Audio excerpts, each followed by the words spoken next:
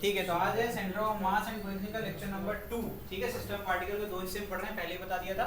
तो हम लोग पहले पढ़ेंगे सेंटर ऑफ मास कोलिजन, उसके बाद पढ़ेंगे रोटेशनल डायनामिक्स। ठीक, आज हम लोग को पढ़ना है, कल हमने सीखा था कि नॉन यूनिफॉर्म अगर कोई शेप है या बॉडी है तो उसका सेंटर ऑफ मास कैसे निकालते हैं। तो हमने क्या किया था, स्मॉलेस्ट मास उसका पहले डीएम, उसको डीएम मास हमने ले लिया था, उसका पोजीशन वेक्टर कितना था आर। अब क्योंकि इतना छोटा है कि सारे जो एरियाज को सम करेंगे, सबको सम करेंगे तो टोटल मास इसका मिल जाएगा। ठीक है, तो इसकी हमने मानी थी पोजीशन वेक्टर क्या है, कांस्टेंट है, आर ही रहेगी, ये चेंज होने वाली नहीं है। तो ऐसे केसेस में हम लोगों ने एक्ससीएम, वाईसीएम एंड जेडसीएम निकालने का फॉर्मूला बना लिया था। ठीक है, आगे देखिए, इसी तरीके से पढ़ेंगे centre of mass for composite body.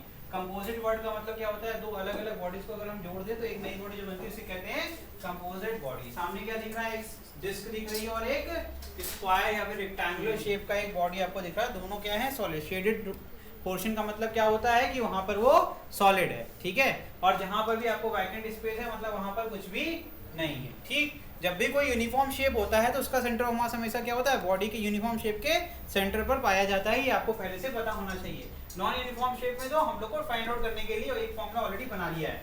तो यूनिफॉर्म शेप के लिए क्या होता है, जो बॉडी का सेंटर होगा वही होगा सेंटर ऑफ मास। अगर केस क्या है, यूनिफॉर्म डिस्ट्रीब्यूशन ऑफ मास है तो मतलब कि डेंसिटी क्या है आपकी, कांस्टेंट रहेगी पूरे बॉडी में। ये पहले से मैंने बता दिया। जो मैंने बॉडी ली है लिख लीजिए, लेट टू बॉडीज, ठीक है,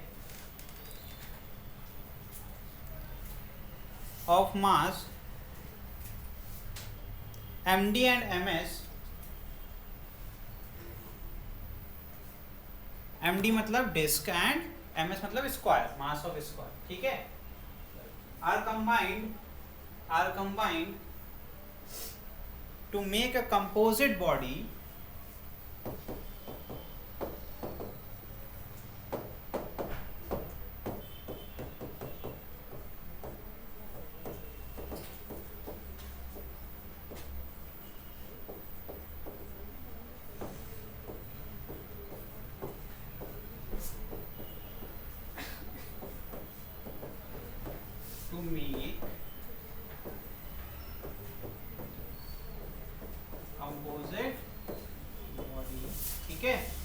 तो यहाँ टोटल मास कितना हो जाएगा, md प्लस ms, और यहाँ पे लिख लो md मतलब मास ऑफ डिस्क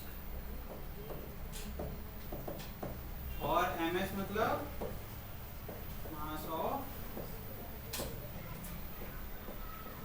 ठीक है बेटा, यहाँ तक नोट करें पहले। ठीक,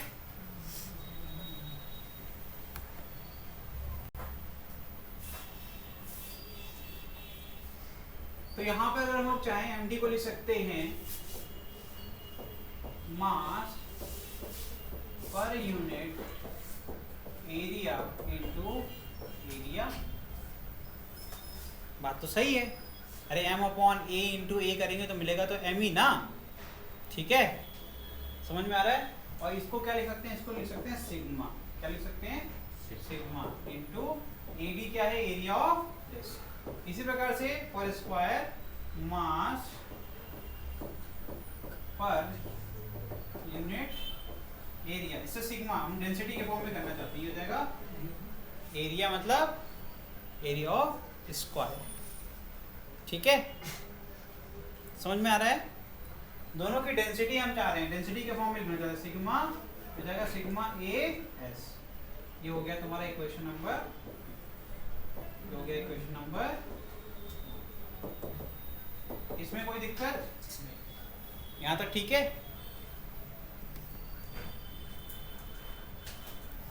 अब ध्यान से देखना, लेट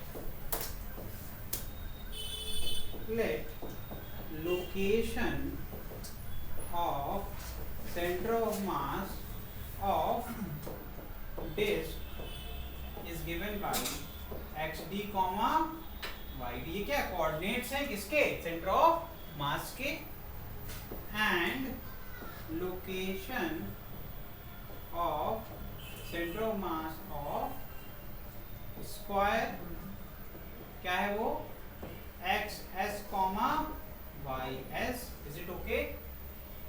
ठीक है, दो पॉइंट मिल गए जो कि सेंटर ऑफ मास को रिप्रेजेंट करते हैं, किसके किसके, आपका डिस्क और स्क्वायर का। अब आपको मैंने क्या कर दिया पता है, आपकी क्या हेल्प करी, मैंने ये दो बड़े बड़े शेप हटा करके आपको 2 पॉइंट दे दिए, 2 पॉइंट मास दिए कि नहीं दिए। एक पॉइंट मास का क्या है, मास कितना है md, और एक कितना है, दोनों कोऑर्डिनेट भी दे दिए, ये हो गया xd yd, और ये हो जाएगा xs इसके लिए तो ऑलरेडी हमारे पास फॉर्मूला है, बहुत पहले पढ़ लिया था। सॉल्व करने के लिए क्या हो जाएगा, md xd plus ms xs upon md plus ms, ये हो गया आपका xc का कोऑर्डिनेट। सेंटर ऑफ मास कहाँ होगा, line connecting md and ms, इसी पर लाई करेगा। मैंने मान लिया कि वो सेंटर ऑफ मास कहाँ है, c पर, ठीक है।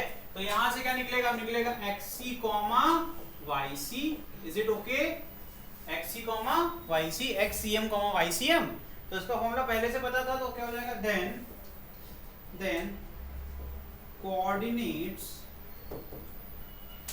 Of centre of mass of composite body, composite मतलब दोनों कंबाइन करने के बाद जो बॉडी बनती है उसको कंपोजिट बॉडी कहते हैं, इज क्या हो जाएगा, xcm इज इक्वल टू, जो सिखाया वो कर दो, खुद से करोगे तो याद हो जाएगा, क्या हो जाएगा, md xd plus ms xs upon md plus md xd plus ms xs upon md plus ms, is it okay. और YCM के लिए क्या करोगे, एक्सटेंडेड कर लेता हूं मैं,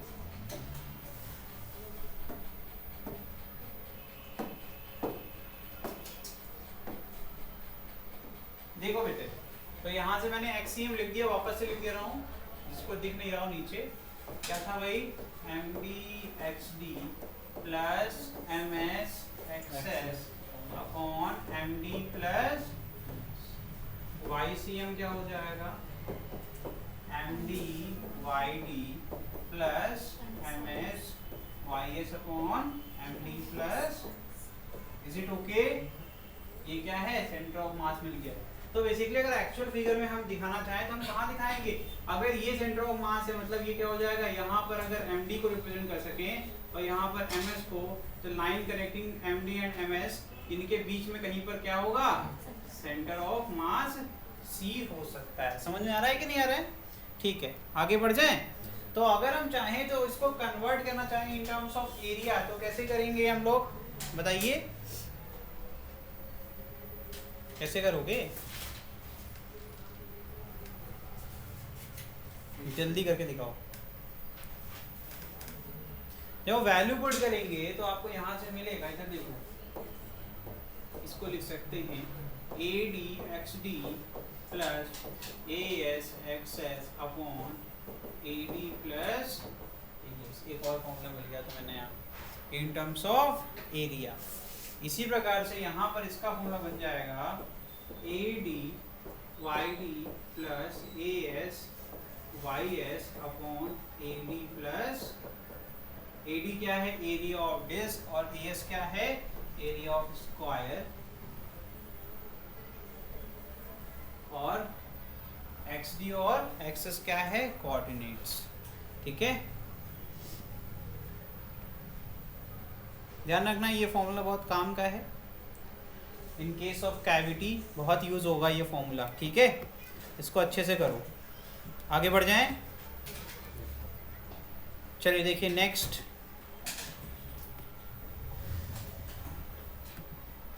चलिए centre of mass of truncated bodies, truncated मतलब कैविटी, जब कभी भी क्या होता है, कुछ ऐसा शेप मिल जाए जो कि यूनिफॉर्म ना हो, लेकिन उसमें जो कैविटी है, कैविटी मतलब जो वैकेंट स्पेस है, जो वैकेंट स्पेस है वो कैसा है, यूनिफॉर्म कट है। जैसे कि देखो यहाँ पर एक बड़ी सी डिस्क है, उसमें से एक छोटी सी डिस्क को हमने कट करके निकाल दिया तो हमें एक नया शेप मिल गया। अब इस शेप का हमसे पूछा जा रहा है क्या, सेंटर ऑफ मास, ठीक है।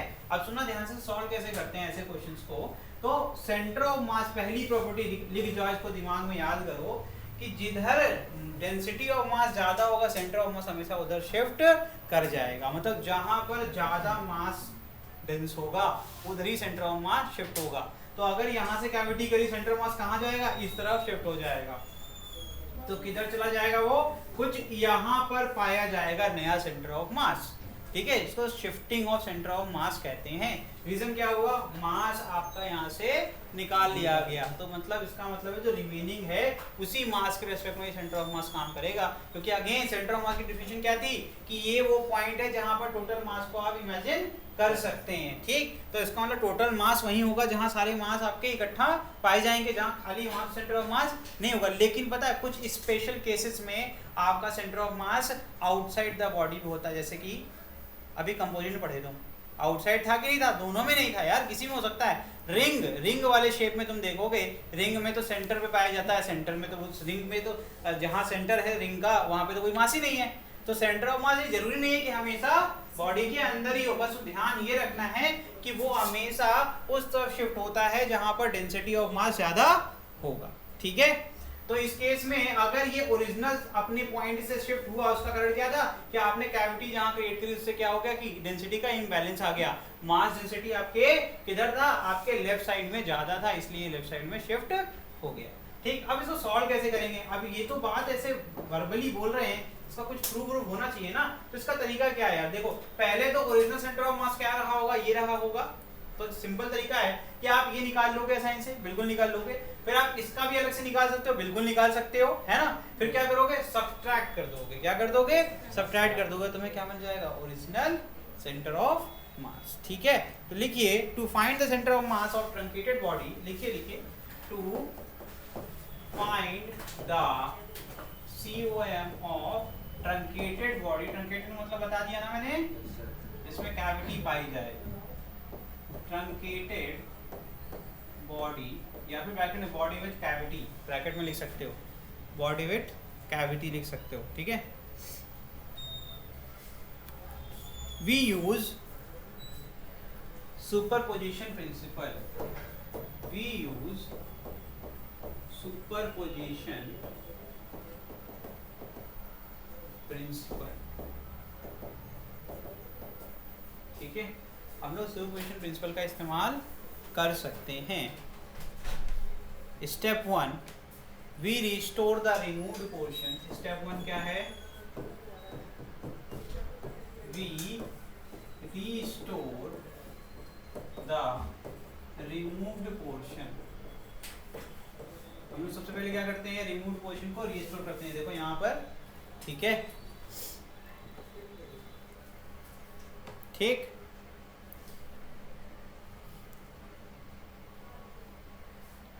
ठीक है, आगे लिखिए, to obtain the original body, to obtain the original, इससे फायदा क्या हुआ, इससे फायदा ये हुआ कि हम इसका सेंटर ऑफ मास लाइन से मिल जाएगा कि ओरिजिनल सेंटर ऑफ मास कहां पर था। ठीक है,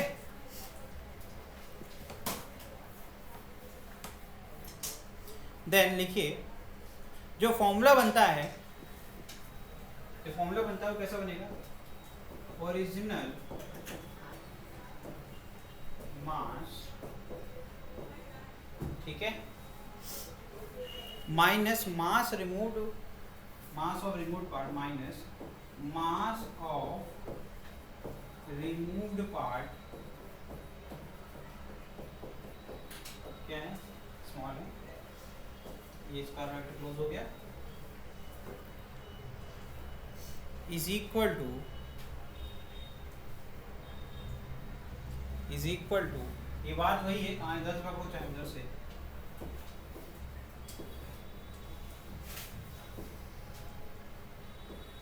ओरिजिनल मास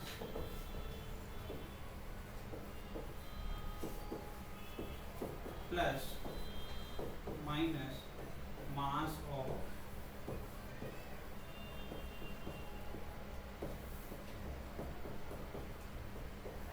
बात तो वही है ना, इसी में बस हमने माइनस को हटा के क्या कर दिया, प्लस का साइन। इससे होगा ये, इससे जो आपका फॉर्मूला है वो एक्सियम में जहां पॉजिटिव होता था वहां पर क्या आ जाएगा, नेगेटिव साइन आ जाएगा, क्या आ जाएगा, नेगेटिव। ये हो जाएगा, देखो mx minus mx dash upon, यहाँ प्लस की जगह क्या हो जाएगा, यही ये फॉर्मूला, टोटल मास का फॉर्मूला क्या हो जाएगा, m माइनस स्मॉल m। बस ध्यान रखना जब हम पुट करते हैं, सुनना ध्यान से बच्चे, सुन लो ध्यान से, अब परेशान मत हो। ऐसे देखो, हमने सेंटर ऑफ मास निकाल लिया, ठीक है, इसका सेंटर ऑफ मास निकाल लिया, दोनों कोऑर्डिनेट्स में मिल जाएंगे। देखना ध्यान से, हमें एक मिल गया x, y जो कि बड़े वाले के लिए है, और ये x डैश y डैश किसको रिप्रेजेंट करता है? Centre of mass of the cavity, यानी कि जो भी रिमूव्ड पार्ट था जिसको हम लोगों ने फाइंड आउट किया। इसके मास को हम सब्ट्रैक्ट नहीं करेंगे डायरेक्टली, तो हम क्या दिखाएंगे? माइनस, नेगेटिव मास है, ये क्या है? नेगेटिव मास। तो सिंपल फॉर्मूला था, क्या था? m1 x1 plus m2 x2 upon m1 plus m2, यही तो था ना। तो हमने क्या कर दिया, m1 इसको माने कैपिटल M, और इसके कोऑर्डिनेट सेंटर ऑफ मास का क्या ले लिया? x माइनस, क्योंकि नेगेटिव मास था तो प्लस ही किया हमने, प्लस करके अब मास को माइनस में पुट कर दिया, जैसे कि मैंने यहाँ लिखा हुआ है। जिससे कि हुआ क्या कि माइनस m आते ही ये माइनस हो जाएगा, और अब ये x डैश के कोऑर्डिनेट है, इसका सेंटर ऑफ मास। तो ये दो पॉइंट हो गए, पॉइंट मास के फॉर्म में आप इसको देखोगे, इसके कोऑर्डिनेट्स आप निकाल लोगे पहले ही, और उसके बाद इसको सॉल्व करना आसान है, क्योंकि अब बिना कैविटी का फॉर्मूला हम लोग को ऑलरेडी आता है कैसे सॉल्व किया जाता है ना। ये तो सिंपल फॉर्मूले हैं इसके लिए। तो इस तरीके से ये फॉर्मूले बने हुए हैं, ठीक है। जिसको समझ में नहीं आया वो एज इट इज ऐसे लिख लेगा, m y minus small m y dash upon capital M minus, बस याद रखना कैपिटल M क्या है? ओरिजिनल मास है, स्मॉल m क्या है? रिमूव्ड पार्ट का मास है। ZCM के लिए भी लिख ही लो ताकि दोबारा ना बताना पड़े मुझे। क्या हो जाएगा इस केस में? ZCM में बस यहाँ पे mz minus small m z dash upon capital M minus, is it okay? इस तरीके से हम लोग कैविटी वाले क्वेश्चंस को सॉल्व करते हैं, ठीक है।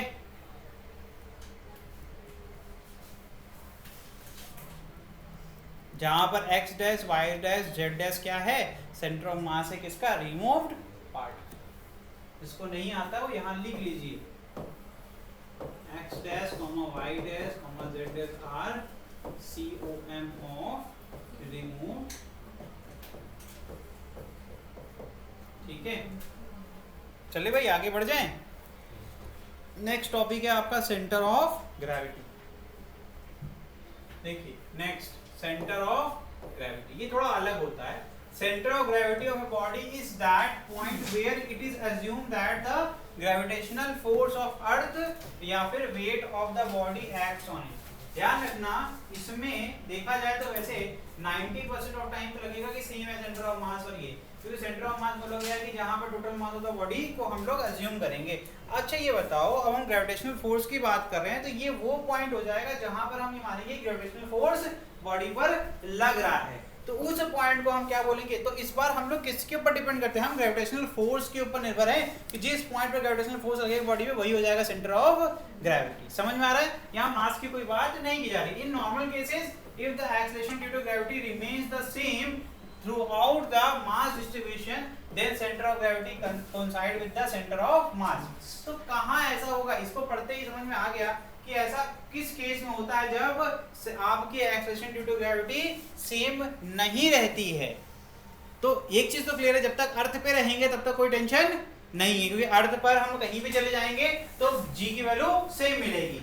तो अर्थ से जब अलग होते हैं, या तो हम उसको डिगिंग करें या तो हम सरफेस के ऊपर जाएं, दोनों केस में जी के अंदर वेरिएशन पाया जाता है। तो उन दोनों केसेस में ये जो दोनों centre of mass centre of gravity अलग अलग हो जाएंगे। समझ में आया कि कब डिफरेंट आएगा? तो मैंने कहा क्या बोला, 90% ऑफ द केसेस में जब सवाल पूछे जाते हैं तो हमें सरफेस के अलॉन्ग पूछे जाते हैं, तो उस केस में जी कांस्टेंट रहता है, इसीलिए आपको कोई टेंशन लेने की जरूरत नहीं है। लेकिन अगर ऐसा क्वेश्चन आ गया जब हम लोग क्या कर रहे हैं, ग्रेविटेशन चैप्टर में चले गए, उसमें जी वैरी कराते हैं हम लोग। जी वैरी कैसे कराते हैं? या तो अर्थ क्रस्ट के अंदर माइनिंग करके अंदर की तरफ जाएं, या तो हम लोग सरफेस के ऊपर जाए, दोनों केस में जी बदलता है। उस केस में सेंटर ऑफ मास और सेंटर ऑफ ग्रेविटी कभी सेम नहीं रह सकता। ठीक है, समझ में आ गया? तो आगे लिख लीजिए, and both in turn coincide with the geometrical centre of the body. जब भी यूनिफॉर्म शेप होगा तो geometrical centre he centre of मास होगा, और वही सेंटर ऑफ मास हमेशा सेंटर ऑफ ग्रेविटी की पोजीशन भी होगी। यही इंपॉर्टेंट है, इसको लिख लीजिए इतना फटाफट। मैं आपको 4 ऐसे एग्जाम्पल देने वाला हूं जिसमें मैं आपको दिखाऊंगा कि बॉडी से बाहर निकल जाएगा सेंटर ऑफ मास। ठीक है, उसको ऐसे कोला बोलते हैं हम लोग। ठीक है, कोला।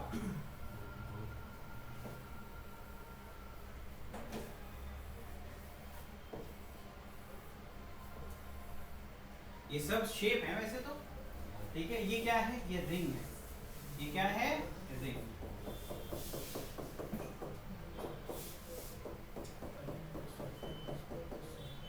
ठीक है, ये शी शेप्ड कोई बार है, शेडेड एरिया उसका मास रिप्रेजेंट कर रहा है।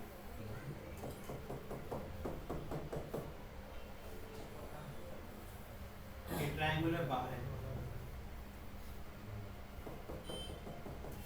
इन सारे केसेस में आपका सेंटर ऑफ मास जहां पर मास है वहां पर नहीं होगा, उससे बाहर होगा। ठीक है,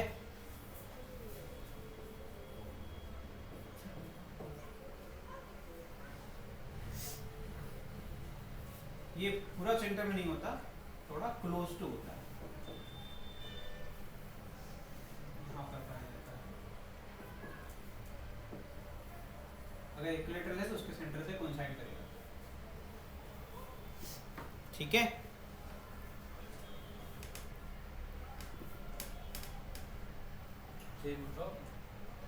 क्या करना है, ड्रॉ नहीं करोगे बड़े भाई? गजब। तो इससे क्या समझ में आता है, लिख लीजिए, centre of mass may or may not B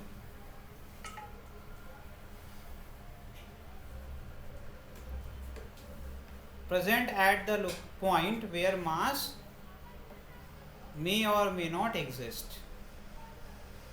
मैंने क्या बोला कि ऐसी जगह पर भी पाया जा सकता है जहां पर मास एग्जिस्ट ना करे। ठीक है,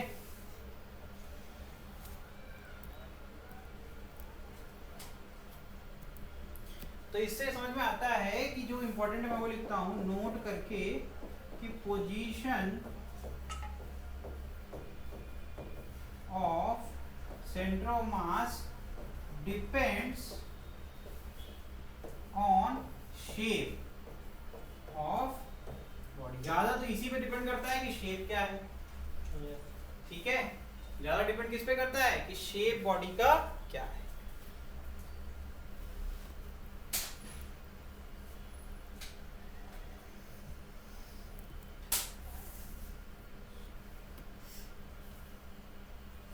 लेकिन अगर सिर्फ बोले कि सिर्फ यही ट्रू है तो गलत हो जाएगा। यूनिफॉर्म डेंसिटी हटा दो तब भी सेंटर ऑफ मास डिस्टर्ब हो जाएगा।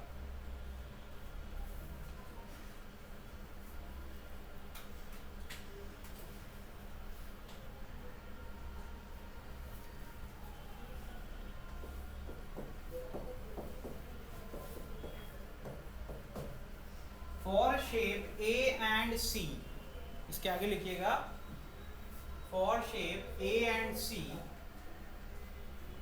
मैं एक स्लाइड ऐड कर रहा हूं।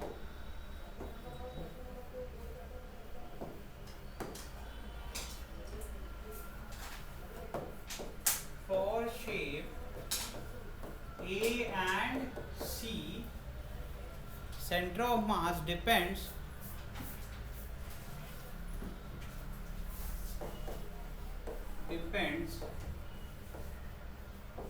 on the mass distribution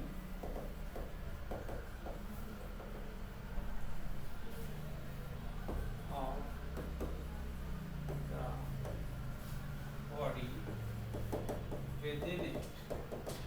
देखो ध्यान से, ये क्या समझाना चाह रहा हूँ, अगर डेंसिटी ऑफ मास वैरी करेगा अलग अलग जगह पर, तो जिस साइड पर डेंसिटी ज्यादा होगा ये सेंटर ऑफ मास शिफ्ट हो जाएगा इन दोनों केसेस में। ठीक है,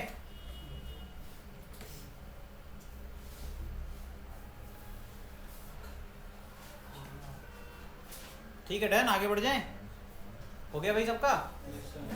चलिए कुछ क्वेश्चंस करते हैं ताकि पता चले कितना आ रहा है। बीच बीच में एक्स्ट्रा पॉइंट लिखवाते रहेंगे अब।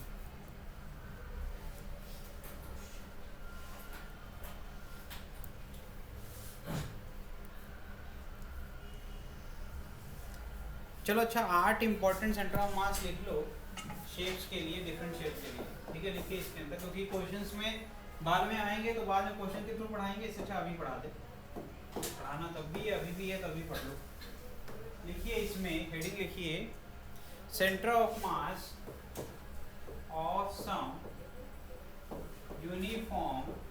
अब होता क्या है ना, जैसे तुमसे एक डिस्क दे दी, फिर मैंने कहा एक सेमी सर्कुलर डिस्क है, तो प्रॉब्लम आ जाएगी उसमें, क्योंकि सेमी सर्कुलर डिस्क में सेंटर ऑफ मास शिफ्ट हो जाएगा। अब वो शिफ्ट कितना होगा इसके लिए पहले से अगर मैं आपको दिया रहूँगा रिजल्ट तो उससे आपको आसानी होगी क्वेश्चन सॉल्व करने के लिए, ठीक है। देखिए सम यूनिफॉर्म सिमेट्रिक बॉडी, सिमेट्रिक, जिसमें पहली बॉडी लिखिए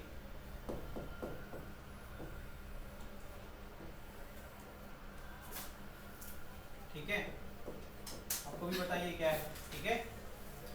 सेमी सर्कुलर डिस्क, क्या है ये, सेमी सर्कुलर।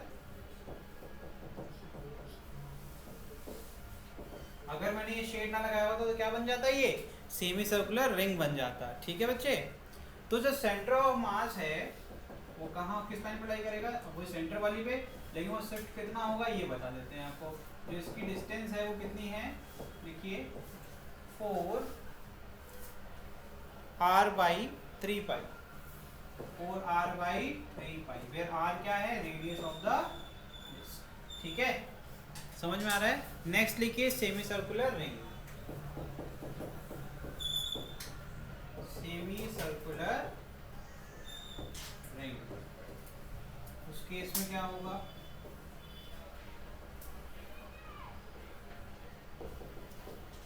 सेंटर ऑफ मास यहाँ पर कहीं होगा, इसकी वैल्यू होगी 2r/3π, नहीं माफ करना 2r/π होगा, 3π नहीं होगा, ठीक है, ठीक कर लो। नेक्स्ट है आपका hemispherical shell. Shell word use होता है, इसका मतलब क्या होता है पता है, खोखला जो होता है अंदर शेप, ठीक है। हेमिस्फीयर मतलब किसका होगा, स्फीयर का हाफ, ठीक है, हेमिस्फेरिकल शेल।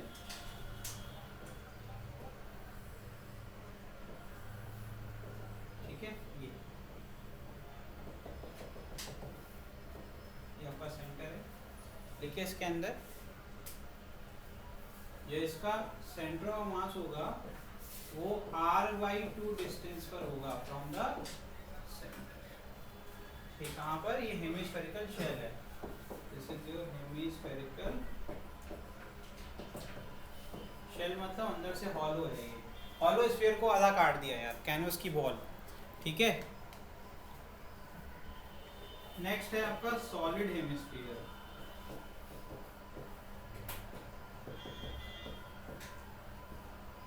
ठीक है। सॉलिड हेमिस्फीयर मतलब अंदर से क्या है, सॉलिड है पूरा। इसका डायग्राम बना लो,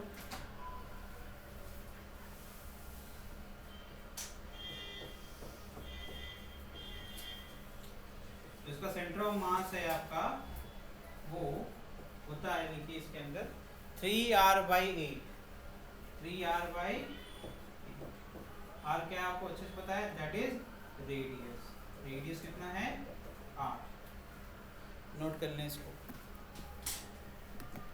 इतना हो गया। नेक्स्ट है आपका सॉलिड कोन और हॉलो कोन।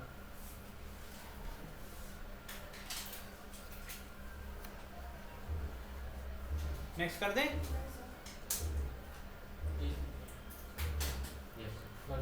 कर दें, देखिए सॉलिड कोन, सॉलिड कोन कैसा दिखेगा,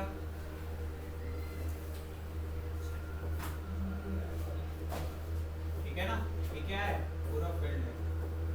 तो अब जो इसकी हाइट होती है, आपको पता है हाइट क्या होती है, h होती है, ठीक है, तो ये होगा h/4 पे। कि अगर इसकी हाइट क्या है, जो वर्टेक्स से जो सेंटर की जो हाइट है वो कितनी है, अगर ये h है, ये परपेंडिकुलर हाइट होती है, ठीक है, तो इसका जो h/4 है वहां पर क्या होगा, सेंटर ऑफ मास। तो मैं यहाँ थोड़ा सा जगह बनाऊंगा ताकि सेंटर ऑफ मास को दिखा सकूं। ये हो गया तेरा सेंटर ऑफ मास, ठीक है, कहाँ पर होगा ये, h/4, हमेशा एक्सिस ऑफ द कोन पर ही पाया जाएगा, ठीक है। नेक्स्ट है आपका हॉलो कोन, नेक्स्ट क्या है आपका, हॉलो कोन। हॉलो कोन में बस ये हाइट कितनी हो जाएगी, h/3,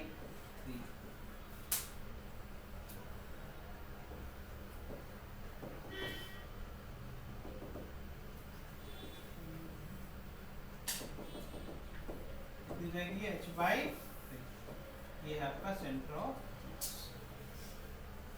नेक्स्ट है आपका सर्कुलर आर्क। नेक्स्ट है आपका सर्कुलर आर्क।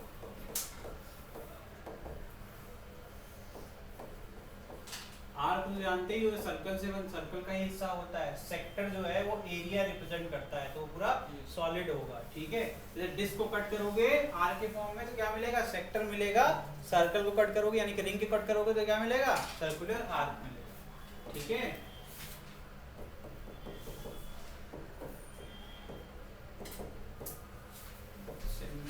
ठीक है, इस केस में जो होगा सेंटर ऑफ मास कितना होगा, वो आपका r sin theta upon theta. अगर ये जो एंगल बना रहा है वो कितना है, ये अगर ये ट्वाइस ऑफ थीटा है, सेंटर ऑफ मास इस लाइन पे लाई करेगा और उसकी वैल्यू कितनी होगी, यहाँ से ये xc डिस्टेंस पर होगा और ये xc की वैल्यू जो है वो होगी r sin theta upon theta. Theta जानते हो क्या होता है, एंगुलर डिस्प्लेसमेंट। या थीटा तो जानते ही हो, एंगल की बात हो रही है, ठीक है। तो ये क्या होगी, ये कौन सी लाइन होगी जो बाइसेक्टर की तरह काम करेगी, ये भी थीटा और ऊपर भी, ठीक है। लास्ट है आपका sector of a circular plate.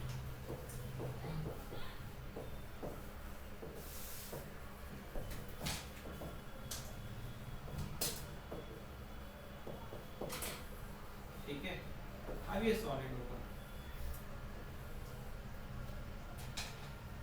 लेकिन आपका सेंटर ऑफ मास इसी लाइन पे लाई करेगा, ठीक है। ये सेंटर है, एंगल कितना मान रहे हैं, फिर से 2 थीटा मान रहे हैं, ठीक है। 2 थीटा मान रहे हैं तो बाइसेक्टर वाली लाइन पे लाई करेगा 2 थीटा।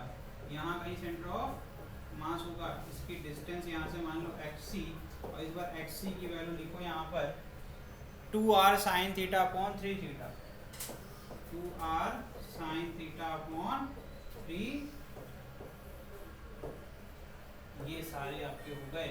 अब आपके न्यूमेरिकल्स लगाने में आपको कोई दिक्कत नहीं।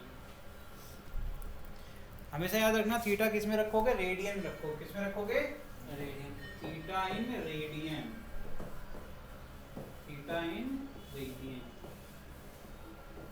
ठीक है बेटा, ये हो गया। अब क्वेश्चन लगा सकते हैं हम लोग, लगाएं क्वेश्चन।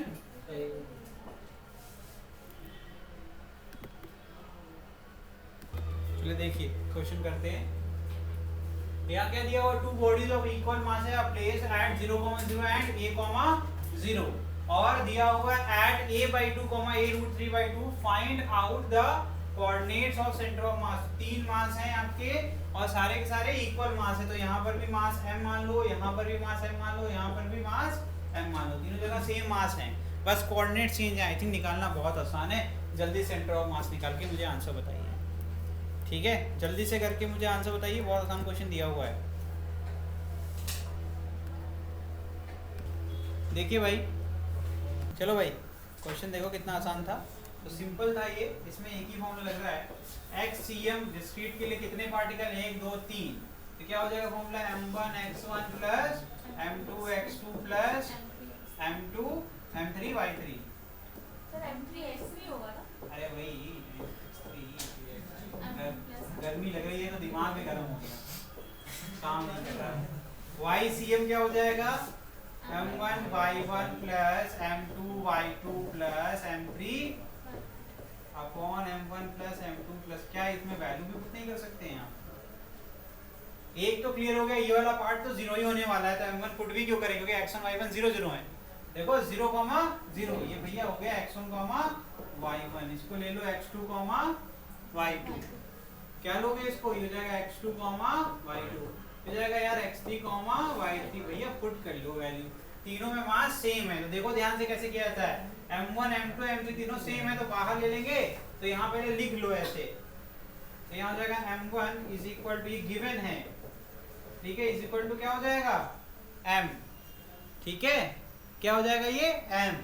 जब पुट करेंगे तो यहाँ से जो फॉर्मूला बनेगा वो xcm is equal to m, बाहर ले लीजिए सर, तो बचेगा 0 प्लस x2 कितना है, x2 आपका दिया है a और x3 दिया है a/2 plus a/2, a plus a/2 कितना होगा, 3a/2, ये हो जाएगा m प्लस कितना हो जाएगा ये 3m, ठीक है, m कट जाएगा, ठीक है, बचेगा क्या a plus a by 2 upon 3, that is 3a by 2 upon 3, या फिर ऐसे लिखते हैं a अपॉन, xcm क्या आ गया a बाई 2। अरे ठीक है बैठे रहो, चलो भाई बताओ ये आया कि नहीं आया सबको? कितने लोगों को नहीं आया? हाँ भाई हर्षित भाई इंटरेस्ट लोगे तभी तो इंटरेस्ट हम तुम में लेंगे, बताओ। हाँ आ गया? YCM तुम्हें निकालोगे फिर? कहेगा हम नहीं कहेंगे। अरे बड़े भाई ये ऊपर फॉर्मूला लिखा हुआ है, बस वैल्यू पुटिंग करनी है। क्वेश्चन पढ़ देते दोबारा से। तीन बॉडी दी है, तीनों का मास क्या है? बराबर है, तीनों का मास बराबर है, तो मैंने m1 बराबर m2 बराबर m3 कर दिया। और इन तीनों का मास हमने मास स्मॉल m ले लिया भाई, ठीक है बड़े भाई। तो फिर हमने m1 की जगह m पुट कर दिया, m2 की जगह भी m पुट कर दिया और m3 की जगह भी m पुट कर दिया। जब देखा तीन जगह m है तो m कॉमन ले लिया। उसके अंदर क्या बचेगा? x1 plus x2 plus x3। x1 0 था, x2 आपका a था और x3 a बाई 2 था। तो 0 प्लस a करेंगे तो a ही बचेगा और a प्लस a बाई 2 करेंगे तो 3a बाई 2 ही बचेगा, है ना। और डिवीजन में क्या आ जाएगा? m प्लस m, तीन बार m जोड़ेंगे 3m हो जाएगा। ऊपर एक m था, नीचे एक m था, काट दिया, बचेगा 3, ठीक। तो इसको जब सॉल्व करेंगे क्या आएगा? a by 2। अब YCM निकाल लो इसी प्रकार से। तो YCM कैसे निकलेगा? YCM देखो यही निकाल देते हैं हम। अब m पहले से ही काट दें क्योंकि इसमें भी m सेम ही रहेगा, नीचे 3m आएगा तो बचेगा क्या? ऊपर सीधे y1 plus y2 plus y3 upon 3 कर दें, सिंपल है ना। तो y1 क्या है? 0, y2 भी 0, बचा क्या? a रूट 3 बाई 2 और नीचे क्या था? 3, है ना। क्या आ जाएगा ये? a root 3 by 6। नहीं बाकी लोगों के लिए भी करेंगे। 3 2 जा 6, a रूट 3 बाई 6, ठीक बड़े भाई। ये YCM वो XCM है, इसका आंसर है, ठीक है।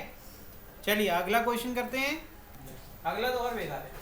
Calculate the position of centre of mass of a system consisting of two particle. Particle हो गया तो मतलब पॉइंट की बात हो रही है। मास कितना है? m1 m2 separated by distance l, ठीक है, इन रिलेटिव टू m1। क्या बता रहे भाई? l जो है वो किससे रिलेटेड है भाई? अब इनके बीच में जो डिस्टेंस निकालनी है वो क्या है? आपकी पोजीशन निकालनी है, रिलेटेड टू m1 के रेस्पेक्ट में निकालनी है, ठीक है, हो जाएगा। मतलब कहने का मतलब ये है कि जो आप सेंटर ऑफ मास निकालेंगे वो किसके रेस्पेक्ट निकालेंगे? m1 के, मतलब m1 से कितनी दूरी पर आपका सेंटर ऑफ मास है। एक चीज देखो, x एक्सिस पे लाई कर रहा है यानी कि y कोऑर्डिनेट तो 0 हो गया, इसमें YCM नहीं निकालेंगे, सिर्फ XCM निकालेंगे। तो यहाँ पर इसलिए यहाँ क्या लिख दिया है? फिगर जो कि दिया नहीं था XC को फिगर में दिया है क्योंकि आपको सिर्फ XCM निकालना है यार। XCM का फॉर्मूला लगाओ, आंसर निकालो, खत्म करो। एक तो ओरिजिन पे है तो भैया एक चीज क्लियर हो गई कि यहाँ पर m1 x1 करेंगे तो वो 0 ही आने वाला है। तो सॉल्व क्या करना है? m2 x2, आंसर आ गया। l upon m1 plus m2 कितना हो जाएगा? जो भी है m1 प्लस m2, और यहाँ पर क्या आएगा? m2 l1, m2 l upon m1 plus m2, ये इसका आंसर है। ये तो इसका आंसर होगा ना, m2l upon m1 plus m2, correct हो गया। फॉर्मूला लिख दिया ना, जिसको नहीं आता वो ऐसे आराम से कर लेना। ये m1 x1 plus m2 x2 upon m1 plus m2। अब यहाँ पर x1 0 है इसलिए मैंने इस पार्ट को नहीं लिखा और सीधे मैंने m2l लिख दिया, बिकॉज m2 की जो कोऑर्डिनेट्स है वो l, 0 है। तो x2 की वैल्यू l थी, मैंने पुट कर दिया m2l अपॉन m1 प्लस, यही इसका आंसर है, बिकॉज YCM is already 0, ठीक है। और ZCM भी क्या होगा? ZCM की बात ही क्यों करनी है, वो भी 0 ही होगा, ठीक है। लिख दे रहे हैं बस आपकी खुशी के लिए। Next, 3 rods of same mass are placed as shown in the figure. Calculate the coordinate of the center of mass of the system. ठीक है, कोई बात नहीं।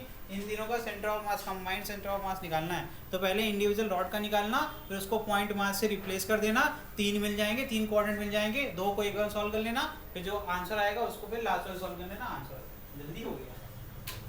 देखो कोई बात नहीं, तुम कर लोगे यार। देखो मैंने कहा ये रॉड है, ठीक है, इसका निकाल सकते सेंटर ऑफ मास, मान लो यहाँ आ गया, इसका मान लेते हैं यहाँ आ गया, इसका मान लेते हैं यहाँ आ गया। 3 कोऑर्डिनेट्स तो मिलेंगे ना, किन्हीं 2 को सॉल्व कर लेंगे तो यहाँ आ गया, फिर इन दोनों को सॉल्व कर लेंगे, कहीं आ जाएगा, यही आपका आंसर हो जाएगा, खत्म। दो का आता है, दो का करेंगे। जो इंटेलिजेंट बच्चा है उसको बिल्कुल ऐसे नहीं करना है। जो इंटेलिजेंट है, जिसको डिस्क्रीट पार्टिकल सिस्टम जो कि पीछे यूज करके आ रहे हैं, अगर वो अच्छे से आता है तो वो बस वो इसका निकालेगा, इसका निकालेगा, इसका निकालेगा, फिर क्या मिल जाएगा, ये मिल जाएगा x1, y1, ये मिल जाएगा x2, y2, मिल जाएगा x3, y3। वो तेज बच्चा क्या करेगा, एक ही बार निकालेगा, एक ही बार में तीनों क्या कर देगा, m1 x1 plus m2 x2 plus m3 x3 upon m1 plus m2 plus m3। फिर y के लिए क्या करेगा, m1 y1 plus m2 y2 plus m3 y3 upon m1 plus m2 plus, जो कि मैंने पीछे किया है। तो जिसको जो आता है वैसे करो, आंसर बता देना, बस आज ही बताना है।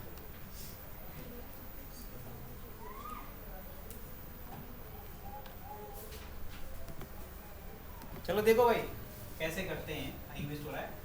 तो देखो कभी भी यूनिफॉर्म रॉड दिया हुआ है, क्या यूनिफॉर्म रॉड के केस में हमेशा सेंटर ऑफ मास कहाँ होता है, एट l/2।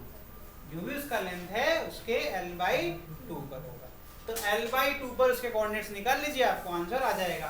दो तो निकल जाएंगे, प्रॉब्लम सिर्फ आएगा एक में, प्रॉब्लम सिर्फ इसमें आएगा, ए बी में आएगा, बाकी दो तो आसान है। बिकॉज देखिए rod 1 is lying on OA, अगर मानते हैं कितने, OA को मानते हैं रॉड 1, ये क्या है आपकी रॉड 1, फिर OB को मानते हैं रॉड 2 और AB को मानते हैं रॉड 3। यही तो है ना, 3 रॉड, ठीक है।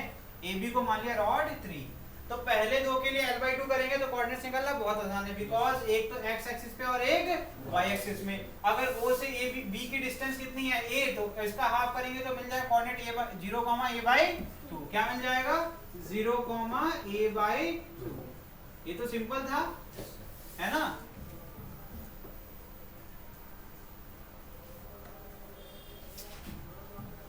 ये 0, a/2। इसी प्रकार से ये x एक्सिस पे है तो ये जाएगा a/2, 0। हो गया आसान, देखना कितना आसान था ये। इसका जो होगा तो जैसे के सामने पाया जाएगा ना, तो इसके कोऑर्डिनेट कितने आसान थे, a/2, a/2। गलत किया क्या मैंने, क्या हो गया लड़की, नहीं आया? आया सर, बता रही मतलब वैसे भी तो वैसे भी आ जाएगा, वो बात ठीक कह रही हो तुम। इसका by2 करेंगे तो जो भी लेंथ है इसका l/2, तो यहाँ a और यहाँ क्या है आपका 0। तो जो चेंज आएगा, जो इसका हाफ होगा तो यही आ रहा है, उसका हाफ तो इसके सामने तब भी a/2y, a/2। समझ में आ रहा है कि नहीं आ रहा है?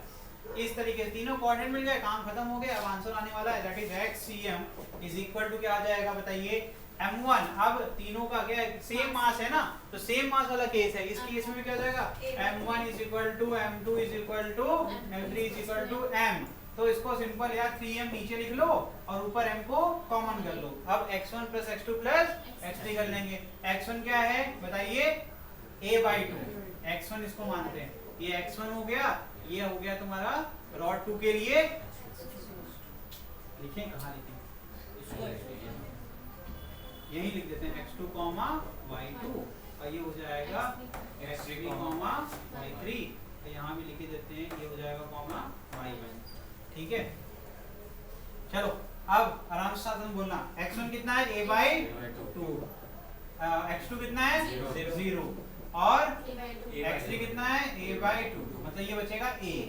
ठीक, तो ये mm कट जाएगा, ये आंसर क्या आएगा a/3। Very good. YCM कितना आसान है, YCM में कैसे, फिर से m बाहर ले लीजिए, नीचे 3m लिख दीजिए। अब y1 plus y2 plus y3, y1 0, y2 a/2, y3 a/2, बचेगा a। ठीक है, अगेन क्या आ गया a/3। ये हो गया xcm और ycm, क्योंकि दो ही कोऑर्डिनेट है इसलिए zcm क्या होगा 0। ठीक है, ये कोऑर्डिनेट्स हो गए आपके सेंटर ऑफ मास के। ठीक है, कोई दिक्कत, बहुत बढ़िया है, नोट कर लीजिए। इंटेलिजेंट बच्चे हो गए यार, कुछ पढ़ाना ही नहीं पड़ता, अब इसे पढ़ाना पड़ेगा। इस केस में क्या होगा, if the linear density of rod of length l, ठीक है, लीनियर डेंसिटी का मतलब क्या होता है, मास पर यूनिट लेंथ। याद कर लो, लीनियर डेंसिटी मतलब मास पर यूनिट लेंथ। ठीक, आगे लिखा हुआ है varies as lambda is equal to a plus bx। तो ये लैम्डा क्या है, linear density, a plus bx। Determine the position of its center of mass where x is distance from one of its ends. कह रहे हैं x क्या है, किसी भी एक एंड से दूरी। तो ये क्या है भाई, एक रॉड है जिसकी लीनियर डेंसिटी कितनी है, लैम्डा, जो कि बदलती है किस फॉर्मूले से, लैम्डा बराबर a प्लस बी एक्स, जहां पर a b क्या है कांस्टेंट और x क्या है जो डिस्टेंस है किसी भी एक छोर से जब हम आगे की तरफ बढ़ते हैं। तो मैंने ये आपके लिए फिगर बना के दे दिया, ये फिगर नहीं दिया था तो मैंने समझा दिया। फिगर खुद से बनाने की आदत डालनी है आपको। मैंने मान लिया कोई dx लेंथ है, ठीक है, उस केस में उसकी दूरी कितनी है हमारे किसी भी एक छोर से, कितनी है x। तो कैसे निकालेंगे xcm, कोई फॉर्मूला है आपके पास, ऑलरेडी एक फॉर्मूला लिखवाया हुआ है मैंने। कैसे करेंगे, इंटीग्रेशन वाला फॉर्मूला लगेगा इस केस में। कौन सा फॉर्मूला लगेगा, इंटीग्रेशन। देखिए कैसे करेंगे इसको, हम ही कर रहे हैं, टाइम वेस्ट नहीं करेंगे आपका, ठीक है। तो एक चीज मुझे बताओ, बस एक चीज बताना, बाकी चीजें मैं बताऊंगा। YCM और ZCM 0 होगा या नहीं होगा, YCM और ZCM 0 होगा या नहीं होगा, तुरंत बताना है। होगा ना, रीजन क्या है, रॉड को x एक्सिस के अलॉन्ग प्लेस किया गया है, खत्म हो गई बात। तो इतना तो काम हो गया कि YCM is 0 and ZCM is 0। सारी मैथ किस में करनी है हमें, XCM निकालने के लिए, ठीक है। तो इस केस में अगर हम DM की बात करें तो लैम्डा का फॉर्मूला क्या होता है बताइए। अगर मैं dx लेंथ लूंगा तो अभी डेंसिटी का होना क्या बताया था, मास पर यूनिट लेंथ। अगर टोटल मास m है और लेंथ कितनी है l, जिसे कहेंगे लैम्डा। और लैम्डा क्या होता है, कांस्टेंट होता है, चाहे तुम कितना भी छोटा लेंथ ले लो, अगर डेंसिटी देखा जाएगा डेंसिटी हमेशा कांस्टेंट बना रहेगा। तो dx लेंथ वाले केस में भी क्या हो जाएगा भैया, dm अपॉन dx, और dm is equal to lambda dx। गलत है क्या, ठीक है ना भैया, यहां तक कोई दिक्कत, ठीक है, लिख डालो फटाफट। तो इसका मतलब है जो फॉर्मूला दिया हुआ है, अगर इक्वेशन 1 और 2 को देखें ध्यान से, तो dm is equal to what बताइए, a plus B X dx, ठीक है, ठीक है। जो फॉर्मूला लिखवाया था उसमें क्या लिखवाया था, 1 upon m integration of x dm लिखवाया था, चेक कर लेना जाके पीछे, ठीक है। और dm का इंटीग्रेशन करेंगे तो क्या मिलेगा, m मिलेगा कि नहीं मिलेगा, चलो देखो ध्यान से। तो इस केस में क्या आ गया आपका, इसमें अगर xcm निकालेंगे तो xcm आ गया is equal to integration of, अब इंटीग्रेशन में क्या करेंगे बताइए, x a plus B X dx, क्योंकि x dm फॉर्मूला था, तो हमने x और dm की जगह क्या आ जाएगा, a plus B X dx, ठीक। और लिमिट क्या लगेगी, 0 से टोटल लेंथ l, जहां तक हम जाएंगे। dx को कहां तक खसकाएंगे, देखो dx कब तक जाएगा, जब तक टोटल लेंथ हमें l नहीं मिल जाती। मैंने क्या सिखाया था, इंटीग्रेशन मतलब जोड़ना, तो कब तक जोड़ोगे, जब तक टोटल लेंथ हमें ना मिल जाए, ठीक है, यही तो होगा। डिवीजन में क्या है, टोटल मास कैसे निकलेगा, integration of 0 to l dm, यही तो होगा। अरे 1 अपॉन m लिखा था ना, m मतलब क्या होता है, टोटल मास। तो टोटल मास तो ऐसे ही निकालेंगे, सारे छोटे छोटे मास को जोड़ते रहेंगे जब तक हमें टोटल मास ना मिल जाए, ठीक है। अब देखो क्या बन गया फॉर्मूला, यहाँ से बन गया 0 to l x a plus B X dx, और नीचे क्या आ जाएगा, नीचे क्या आ जाएगा 0 टू l, यहाँ क्या आ जाएगा a प्लस बी एक्स। समझ में आ रहा है कि नहीं आ रहा, लिमिट 0 टू l लगेगी बिकॉज, ठीक है, यहां तक हो गया,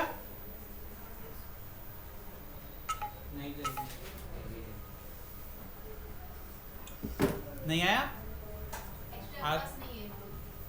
हाँ क्या भाई, आया कि नहीं आया, देख वो फॉर्मूला था, एक फॉर्मूला लिखवाया था मैंने, ऐसे लिखवाया था xcm is equal to 1 upon m integration of, यहाँ पर था x dm, यहाँ क्या था x dm, एक लिखवाया ना, चेक कर लो जाके वापस से, है ना।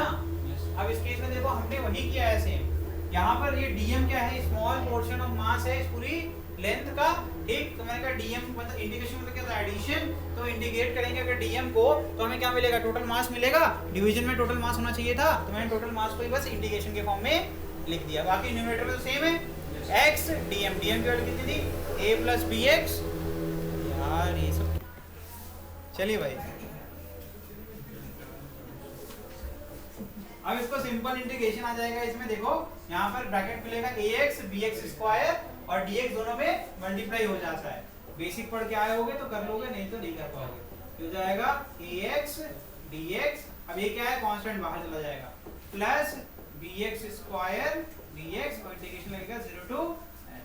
डिनोमिनेटर में क्या आ जाएगा ए डी एक्स और बी एक्स डी एक्स, तो integration 0 to L A D x plus integration 0 to L B X D X. ठीक है, एक ही मॉडल यूज होगा, लेकिन आपको कांस्टेंट नंबर को बाहर निकालना आना चाहिए, जो कि मैंने पहले ही सिखा दिया है।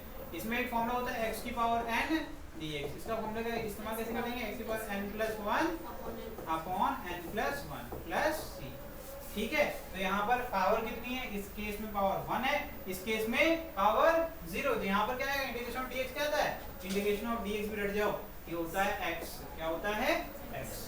ठीक है, तो इसका फाइनल आंसर बताना है आपको फटाफट, और लिमिट तो बाद में पुट करेंगे 0 टू l। चलो ये हम कर दे रहे हैं फटाफट, इसके बाद आपको छोड़ रहे हैं। ठीक है, बहुत देर नहीं पढ़ाएंगे, नहीं तो कहोगे सर बहुत देर पढ़ाते हैं।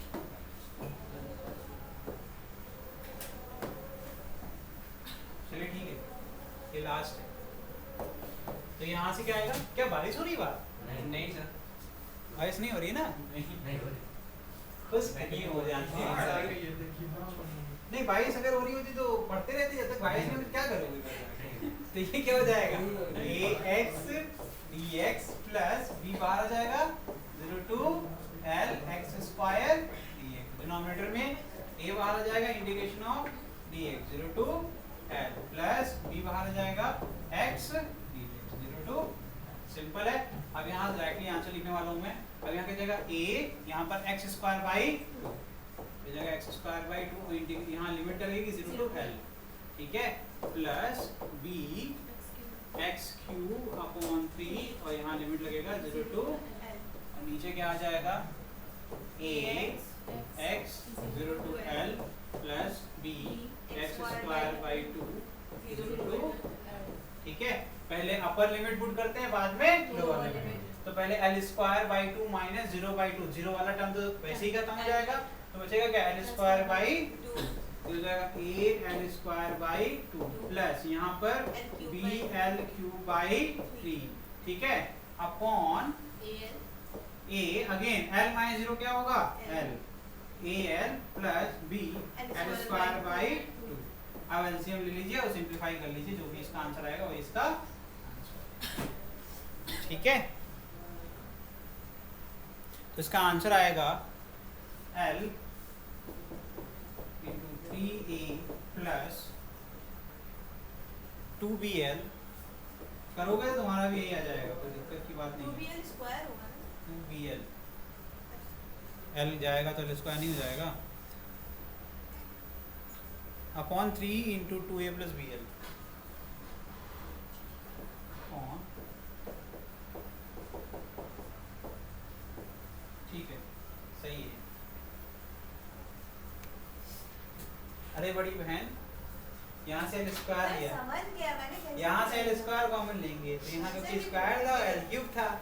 नहीं, अगर गलती हो तो यहाँ देखो एलसीएम लोगी तो यहाँ 3 आ जाएगा, यहाँ जाएगा 2b और नीचे क्या आएगा 6, और यहाँ से करोगे तो यहाँ से 2al आ जाएगा plus bl square by 2, 2 cut जाएगा तो ये 3 पूरा नीचे आ जाएगा, तो ये बन जाएगा 3 इंटू यहाँ पर देखिए क्या था already 2al plus bl square, l common ले लिया तो 3l में से एक ऊपर से l स्क्वायर था तो कट गया, तो बचेगा ये। तो बहुत सिंपल था, ये इसका आंसर है। ठीक है, तो ये है तुम्हारा x। ठीक बेटा, ये इसका आंसर है, नोट कर लीजिए। आज बच्चों वेदर ठीक नहीं है, एक्स्ट्रा सेशन मत करो, बारिश का कुछ पता नहीं। रुको जरा, सब्र करो, नोट लिखो जरा। अभी तो खत्म हुआ कहाँ है, जब तक हम कहते थैंक यू तब तक कहाँ खत्म हुआ। अभी तो क्वेश्चन होमवर्क देना है, समझाना है, उसके बाद छोड़ेंगे ना। इतनी जल्दी में रहते हो यार। चलो नोट लिखो।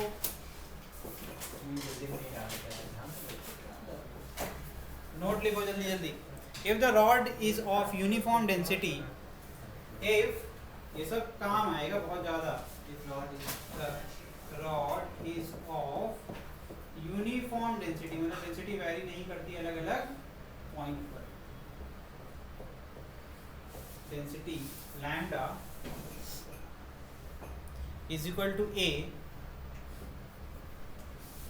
इज इक्वल टू ए, तो ये क्या हो जाएगा, ये कांस्टेंट, एंड b की वैल्यू क्या हो जाए 0, देन XCM क्या होगा L/2, तो इस केस में XCM क्या हो जाएगा L/2। नेक्स्ट पॉइंट लिखिए इधर, नोट 2,